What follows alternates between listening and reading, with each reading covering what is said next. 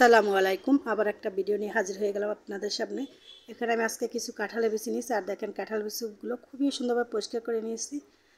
আমি পরিষ্কার ছাড়া খেলে কেমন জানি লাগে, যাই হোক এই যে পরিষ্কার করে নিয়েছি। আপনারা যেভাবে খান।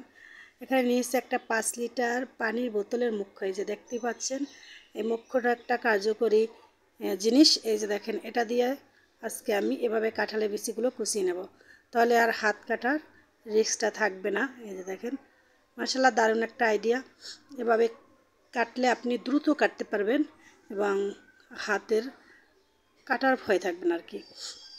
যাই হোক, এভাবে আমি কাঁঠালের বিচিগুলো কুচিয়ে নিলাম। এই যে দেখেন, একটু কাছ থেকে দেখিয়ে দিলাম, চাইলে আপনারা আরও কুচাতে পারেন। আমি এভাবে একটু রাখলাম, মোটা মোটা করেই কুচালাম। যাই হোক, এই যে কুচিয়ে নিচ্ছি, আর খুবই সুন্দরভাবে হচ্ছে, কোনো কষ্ট হচ্ছে না এটা। আর কাঁঠালের বিচি কিন্তু এমনিতেই কাটা যায় না, পিছলে পিছলে যায়। যাই হোক, এটা কিন্তু ওভাবে হচ্ছে না। এটা বোতলের মুখটা দিয়ে খুবই সুন্দরভাবে কুচানো যাচ্ছে। এই যে দেখেন, আরও অনেকগুলো আমি কুচিয়ে নিচ্ছি। এই যে আপনাদের দেখাই দিচ্ছি কিন্তু।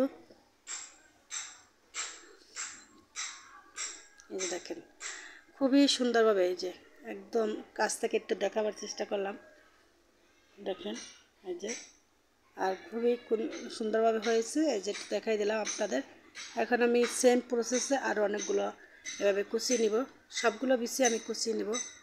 এই যে দেখেন, সবগুলো তো আর শেয়ার করা সম্ভব নয়, কিছুক্ষণ আর কি 4 থেকে 5টা আমি শেয়ার করব আপনাদের সাথে। তারপর আমি কুচিয়ে নিব। এই যে দেখেন,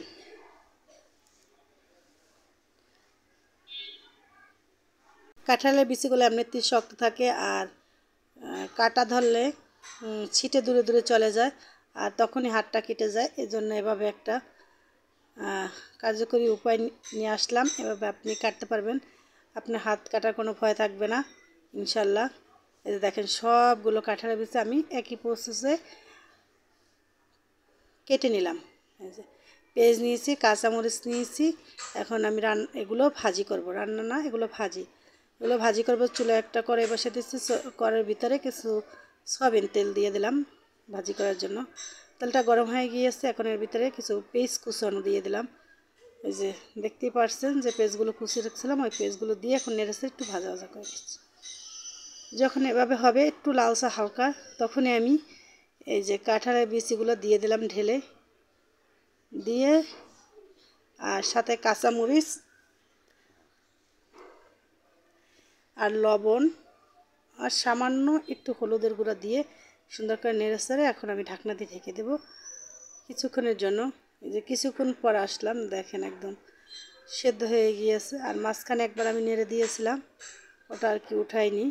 যাই হোক, এখানে দেখেন একদম সেদ্ধ হয়ে গিয়েছে। এখন আমি একটু নেড়েচেড়ে ভাজা ভাজা করে নামিয়ে নেব। হয়ে গেল কাঁঠালের বিচি ভাজা। আর এদিকে আবার দেখেন, পটল আলু চিংড়ি দিয়ে একটু ঝোলঝোল করে রান্না করে নিলাম। আর এভাবে ঝোল ঝোল তরকারি খেতে আমার কাছে খুবই ভালো লাগে। কার কার ভালো লাগে কমেন্টে জানিয়ে যাবেন। কিন্তু আমার ভিডিও এই পর্যন্ত। আল্লাহ হাফেজ।